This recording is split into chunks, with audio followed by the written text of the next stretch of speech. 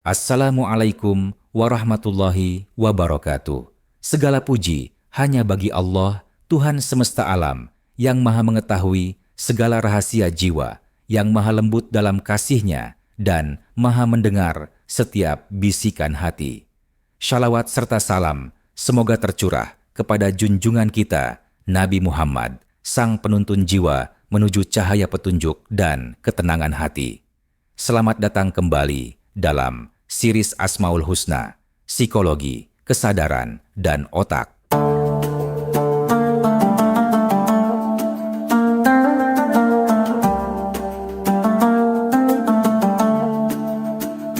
Sebuah perjalanan spiritual dan ilmiah yang menggali bagaimana nama-nama agung Allah bukan hanya menjadi doa dan zikir, tetapi juga menjadi fondasi pemahaman terdalam tentang diri manusia.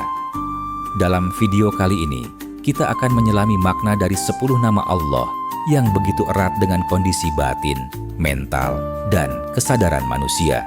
Dari Al-Alim, Al-Hakim, Al-Basir, hingga Ar-Rahim. Setiap nama menyentuh sisi jiwa yang terluka, yang ragu, yang mencari makna, dan mengajarkan bahwa dalam kerumitan pikiran, ada Allah yang memahami kita lebih dari kita memahami diri sendiri. Bersiaplah, karena setiap kata akan mengajak kita untuk kembali menoleh ke dalam, menyadari bahwa Sang Pencipta telah menanamkan kasih-Nya dalam denyut kesadaran terdalam. 1. Al-Alim, yang maha mengetahui. Otak manusia menyimpan lebih dari 100 miliar neuron, masing-masing terhubung oleh ribuan sinapsis yang membentuk jaringan rumit kesadaran, persepsi, dan pikiran. Namun, secerdas apapun manusia, pengetahuannya tetap terbatas.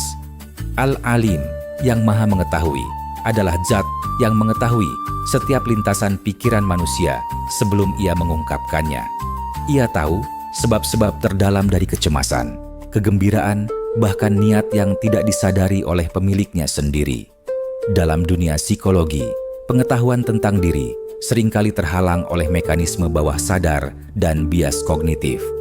Kita tidak selalu tahu mengapa kita merasa sedih, takut, atau marah. Namun Allah, dengan namanya Al-Alim, mengetahui struktur terdalam kejiwaan manusia.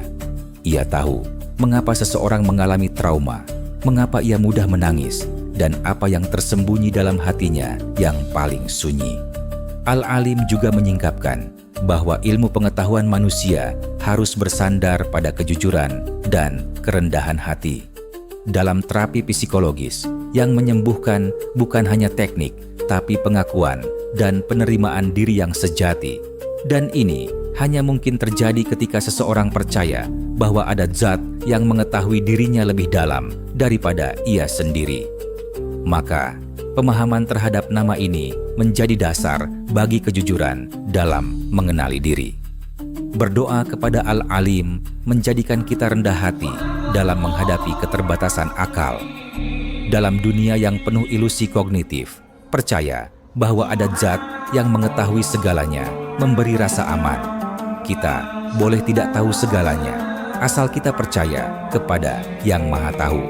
Ia adalah tempat terbaik untuk bersandar saat logika buntu dan emosi tidak bisa dijelaskan. 2. Al-Hakim, yang maha bijaksana.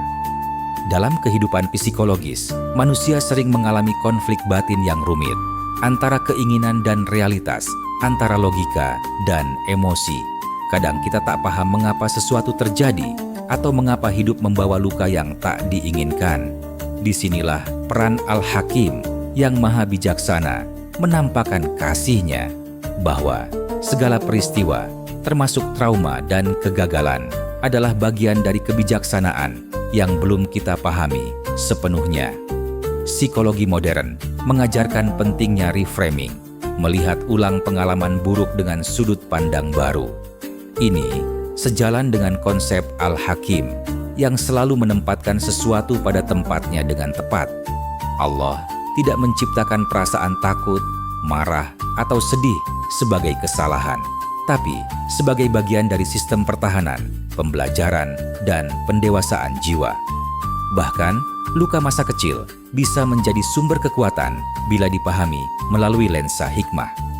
Al-Hakim bekerja dalam hidup manusia melalui waktu dan proses. Kita tidak selalu mengerti alasan di balik keterlambatan doa atau mengapa kita harus kehilangan sesuatu yang dicintai. Tapi, ketika melihat ke belakang, kita sering menyadari bahwa semua itu adalah bagian dari rencana yang lebih besar.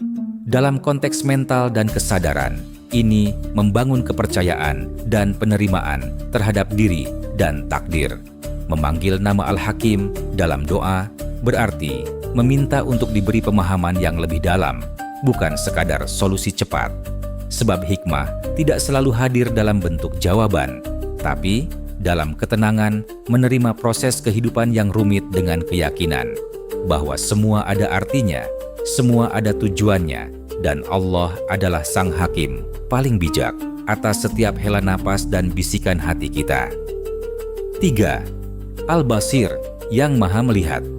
Penglihatan manusia hanya mencakup spektrum sempit dari realitas, cahaya, bentuk, dan warna. Tapi Allah, dengan namanya Al-Basir, melihat jauh melampaui retina dan sinyal saraf. Ia melihat isi hati, niat terdalam, dan air mata yang tak tumpah. Dalam psikologi, persepsi visual memengaruhi emosi dan perilaku, namun tidak selalu mencerminkan kenyataan.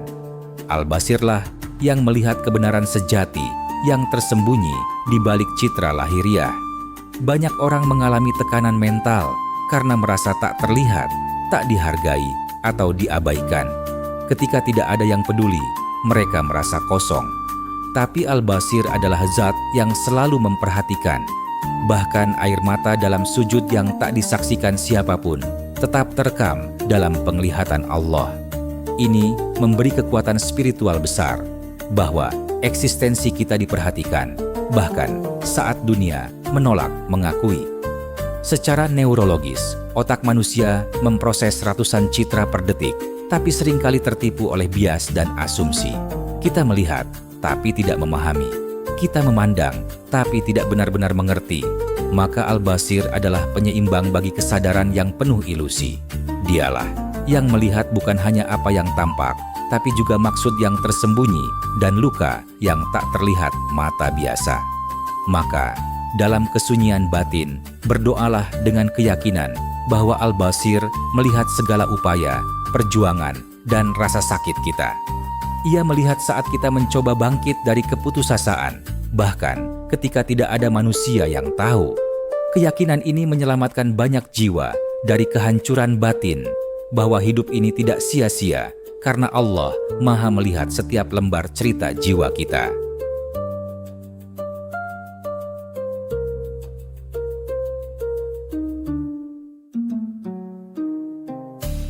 4. As-Sami, yang Maha Mendengar. Dalam dunia psikologi, banyak luka batin muncul karena seseorang merasa tidak didengar. Perasaan ditolak, diabaikan, atau dihakimi saat mencoba berbagi membuat banyak orang memilih diam. Tapi Allah memperkenalkan dirinya sebagai As-Sami, yang Maha Mendengar, bukan hanya suara yang terdengar secara fisik, tapi juga bisikan jiwa, keluh kesah dalam hati, dan bahkan doa yang hanya dilintaskan dalam pikiran. Manusia terbatas dalam mendengar. Bahkan saat kita hadir di depan orang lain, belum tentu kita benar-benar mendengarkan. Namun, As-Sami selalu hadir secara penuh.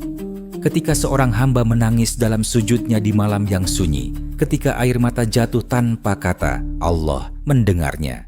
Bahkan lebih dari itu, Allah memahami maksud tangisan tersebut, meskipun pemiliknya sendiri tak tahu harus berkata apa. Secara neurologis, otak manusia memproses suara melalui gelombang dan saraf pendengaran. Namun, As-Sami tidak membutuhkan gelombang, alat, atau perantara. Dia mendengar dari jarak tak terbatas tanpa tertinggal satupun. Dalam konteks kesadaran, ini memberi dampak besar bahwa saat kita merasa sendirian, Allah tetap mendengarkan. Hal ini memperkuat mental yang rapuh dan menjadi pelipur hati dalam kesunyian. Memahami As-Sami berarti belajar untuk mendengar dengan hati. Ia mengajarkan bahwa kadang bukan solusi yang dibutuhkan, tapi hanya kesediaan untuk mendengarkan. Maka, jadilah hamba yang mendengarkan, sebagaimana Allah mendengarkan kita.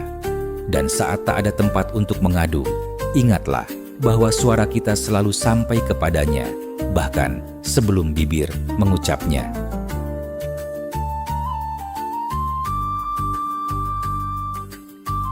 Kelima, Ar-Raqib yang Maha Mengawasi. Kesadaran diri manusia sering goyah karena merasa tidak ada yang mengawasi. Ketika tak ada saksi, banyak orang tergoda untuk berbuat salah atau menyimpang dari hati nurani.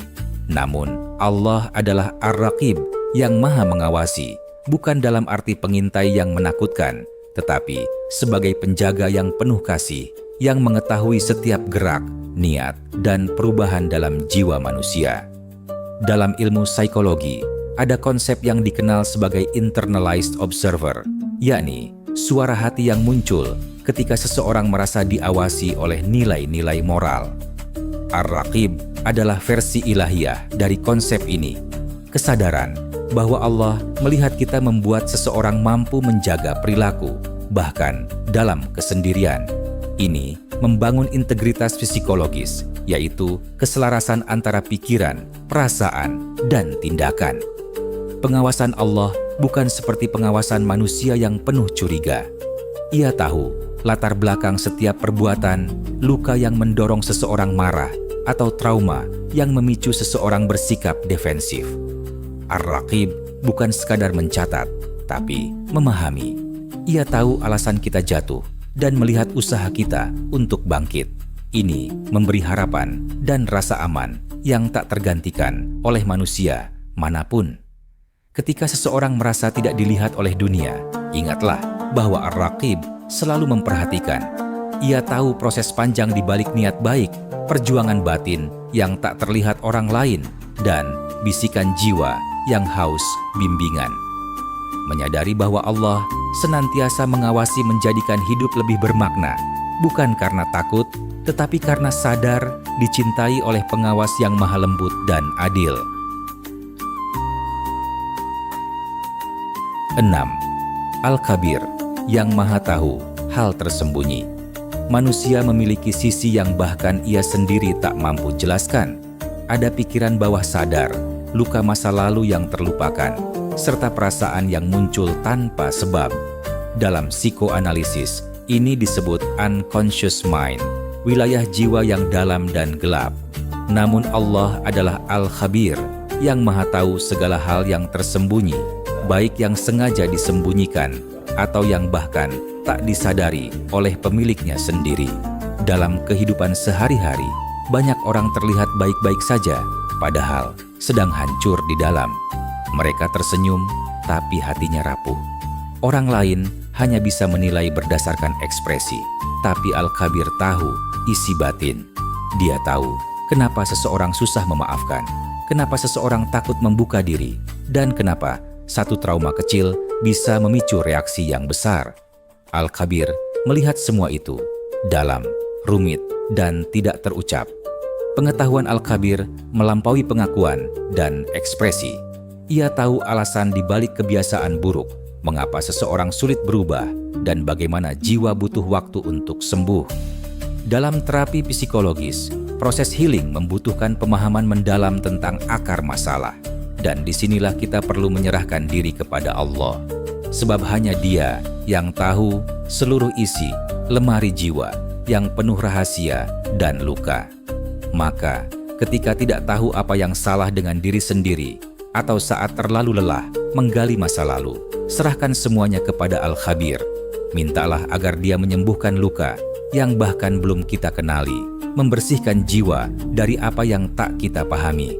Sebab Dialah sebaik-baiknya ahli yang tahu segala isi hati, dan tidak ada satupun rahasia batin yang luput dari penglihatan dan pengetahuannya.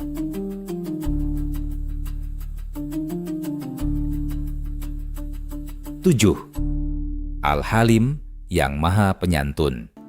Dalam psikologi klinis, banyak individu merasa terjebak dalam rasa bersalah dan malu akibat kesalahan masa lalu. Mereka sulit memaafkan diri sendiri, apalagi yakin bahwa mereka masih layak dicintai. Disinilah pentingnya mengenal Allah sebagai Al-Halim, yang Maha Penyantun, yang tidak tergesa menghukum, yang memberi waktu bagi hambanya untuk menyadari, menyesal, dan memperbaiki diri dengan kasih dan kelembutan. Al-Halim bukan hanya tidak segera menghukum, tetapi juga menyembunyikan aib dan memberi ruang untuk tumbuh. Dalam dunia psikologis, ini seperti seorang terapis yang sabar mendengarkan tanpa menghakimi, yang tahu bahwa penyembuhan membutuhkan waktu dan proses. Allah yang halim memahami bahwa jiwa manusia rapuh dan tak semua orang bisa berubah dalam semalam. Maka Dia memberi waktu, pengampunan, dan dorongan halus ke arah yang benar. Sikap Allah yang santun ini menjadi teladan agung dalam relasi antar manusia. Dalam hubungan sosial dan keluarga, banyak konflik terjadi karena kita tidak bisa menahan amarah atau memberi ruang bagi orang lain memperbaiki diri. Padahal, jika Allah saja bersikap halim kepada kita yang sering lalai, bagaimana mungkin kita begitu cepat menghakimi sesama? Kesadaran akan sifat Al-Halim membuat hati kita lebih lunak dan empatik. Maka, ketika hati penuh rasa malu atau jiwa terguncang oleh dosa yang telah lalu, ingatlah bahwa Allah tidak membenci hamba yang jatuh selama ia ingin bangkit. Bahkan, ia menunda hukuman agar kita bisa pulang. Berdoalah dengan lirih, "Ya Allah, jangan hukum aku karena kebodohanku, dan jangan putuskan rahmat-Mu karena kelemahanku." Engkaulah Al-Halim yang penyantun terhadap jiwa-jiwa yang masih belajar berjalan. 8. Al-Wadud, yang Maha Mengasihi. Kasih sayang adalah kebutuhan jiwa paling dalam dari setiap manusia. Sejak bayi, kita butuh pelukan, perhatian, dan kehangatan. Jika tidak terpenuhi, akan muncul luka-luka batin seperti ketidakpercayaan, kekosongan emosional, atau kecemasan dalam relasi. Maka, mengenal Allah sebagai Al-Wadud yang Maha Mengasihi adalah penyejuk bagi jiwa yang haus cinta.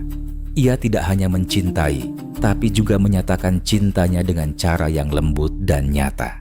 Berbeda dengan kasih sayang manusia yang bersyarat, cinta Al-Wadud tidak tergantung pada penampilan, prestasi, atau pencitraan. Bahkan ketika kita jatuh, Allah tetap membuka tangannya. Ia menyayangi kita karena kita adalah ciptaannya, bukan karena kita sempurna. Ini menyembuhkan luka-luka pengabaian yang sering dialami manusia di masa kecil atau dalam relasi yang tidak sehat. Al-Wadud mencintai kita bukan karena kita pantas, tapi karena Ia Maha Pengasih. Dalam psikoterapi, salah satu kekuatan terbesar penyembuhan adalah unconditional positive regard, penerimaan tanpa syarat. Allah sebagai Al-Wadud melampaui itu semua. Ia mengasihi jiwa yang bahkan tak bisa mengasihi dirinya sendiri. Ia menerima tangis, bisu, dan kegagalan kita dengan pelukan tak terlihat, namun nyata dalam ketenangan hati yang tiba-tiba datang saat kita sujud atau saat doa tak selesai tapi damai muncul begitu saja. Berdoalah kepada Al-Wadud ketika hatimu haus kasih, sebab tidak ada cinta sebesar cintanya dan tidak ada pengasuhan seutuh pelukannya. Dalam lautan kegelisahan mental, cinta Allah adalah perahu penyelamat. Sebagaimana Ia menumbuhkan cinta dalam relung hati ibu kepada anaknya, Ia pun menanam cintanya dalam ruh kita, agar kita tahu bahwa kita tak pernah sendirian. 9. Ar-Rahman yang Maha Pengasih. Ar-Rahman adalah kasih yang meliputi segalanya. Dalam ranah psikologi, manusia sering merasa tak layak, tak cukup, atau penuh rasa takut ditolak. Ar-Rahman hadir sebagai pelukan semesta, kasih yang tidak meminta balasan, yang diberikan kepada semua, baik yang beriman maupun tidak, yang bersyukur maupun yang lalai. Kasih ini universal, menyelimuti tubuh dan ruh, sadar ataupun tidak sadar. Ar-Rahman memberi kita oksigen tanpa kita minta, detak jantung tanpa kita sadari, dan sinar matahari tanpa kita bayar. Ini membentuk fondasi psikologis yang menenangkan, bahwa keberadaan kita diterima dan dicintai oleh pencipta kita sejak awal. Maka, rasa aman eksistensial yang dalam psikologi sangat menentukan stabilitas emosi bisa ditemukan dalam kesadaran bahwa kita hidup dalam lautan rahmat-Nya. Kasih Ar-Rahman juga meliputi segala ujian hidup. Dalam pengalaman pahit, seringkali kasih Allah justru sedang bekerja. Rasa sakit yang menumbuhkan kesadaran, kehilangan yang menyadarkan nilai, atau kesendirian yang melahirkan kedekatan kepada Tuhan, semua itu bagian dari rahmat Ar-Rahman. Kasih-Nya bukan sekadar kemanjaan, tapi pendidikan dan pembimbingan jiwa agar mengenal arah pulang. Maka, ucapkan Bismillahirrahmanirrahim dengan sadar, sebab setiap tindakan yang dimulai dengan mengingat kasih-Nya akan diberi makna yang lebih dalam. Dan ketika hati sesak oleh hidup yang tak sesuai harapan, bisikanlah dalam batin, Ya Ar-Rahman, hibur aku dengan kasih-Mu yang luas, lapangkan dadaku dengan cinta-Mu yang tak berbatas. 10. Ar-Rahim yang Maha Penyayang. Jika Ar-Rahman adalah kasih sayang umum bagi seluruh makhluk, maka Ar-Rahim adalah kasih sayang yang khusus dan mendalam, terutama bagi hamba-hamba yang mendekat kepadanya. Dalam konteks psikologi, ini seperti kehangatan relasi yang intim dan penuh perhatian. Ar-Rahim tidak hanya memberi dari kejauhan, tapi merawat dari dekat. Ia seperti cahaya kecil dalam ruang gelap hati manusia yang sedang berjuang. Ar-Rahim menyertai setiap hamba dalam kesulitan batin. Ketika seseorang mengalami gangguan kecemasan, depresi, atau trauma mendalam, seringkali yang dibutuhkan bukan logika, tapi pelukan kasih. Ar-Rahim menyentuh jiwa pada titik-titik terdalam, memberi kekuatan untuk bangkit, meski dunia tak tahu bahwa seseorang sedang berjuang. Dia adalah penyejuk hati yang paling lembut, penyembuh luka yang tak terlihat oleh mata manusia. Kasih sayang Ar-Rahim juga hadir dalam bentuk ampunan, hidayah, dan ketenangan yang tiba-tiba hadir tanpa alasan. Dalam doa, dalam zikir, dalam isak tangis malam hari, disitulah kasih Ar-Rahim meluruh ke dalam jiwa. Ini bukan kasih buatan, tapi kasih fitrah yang sejak ruh ditiupkan telah mengalir dari Allah kepada hambanya. Maka, setiap kesadaran akan dosa bukan akhir, tapi panggilan lembut dari Ar-Rahim untuk kembali. Berdoalah dengan penuh harap kepada Ar-Rahim, terutama saat tak seorang pun memahami perasaanmu. Sebab kasih-Nya menjangkau sisi terdalam jiwa, menyeka luka tanpa harus dijelaskan. Ia tahu isi batinmu sebelum kau bicara. Dan dalam kasih-Nya, tak ada hamba yang benar-benar hilang. Siapapun yang datang dengan hati remuk, akan pulang dengan hati yang dirangkai kembali oleh kasih sayang Ar-Rahim yang tak bertepi. Dalam setiap lapisan jiwa yang kita kenali, dan dalam setiap rahasia batin yang masih samar, kita disadarkan bahwa ada zat yang maha mengenal diri kita, lebih dari kita mengenal diri sendiri. Dia adalah Al-Alim, yang maha mengetahui pikiran terdalam. Al-Halim, yang penyantun atas kekurangan kita. Al-Wadud, yang maha mengasihi kita, bahkan saat kita merasa tak layak untuk dicintai. Sungguh, nama-nama Allah bukan sekadar lafaz dalam zikir, melainkan jendela-jendela cahaya menuju penyembuhan jiwa, ketenangan hati, dan penguatan kesadaran. Di tengah dunia yang penuh tekanan dan kegelisahan, Asmaul Husna menjadi pelita bagi mereka yang mencari makna. Mari kita tutup pertemuan ini dengan doa. Ya Allah, wahai Al-Alim, ajarkan kami untuk mengenali diri kami sendiri sebagaimana Engkau mengenali kami. Wahai Al-Hakim, tanamkan hikmah dalam setiap luka dan kekacauan hidup kami. Wahai Ar-Rahman dan Ar-Rahim, peluk kami dengan kasih-Mu dan jangan biarkan kami tersesat dari cahaya-Mu. Jadikan jiwa kami tenang dalam pengawasan-Mu dan hati kami lembut dalam cinta-Mu. Shalawat serta salam tak lupa kita haturkan kepada Nabi Muhammad yang ajarannya menuntun kita dalam memahami fitrah diri dan mengenali Tuhannya. Wassalamualaikum warahmatullahi wabarakatuh.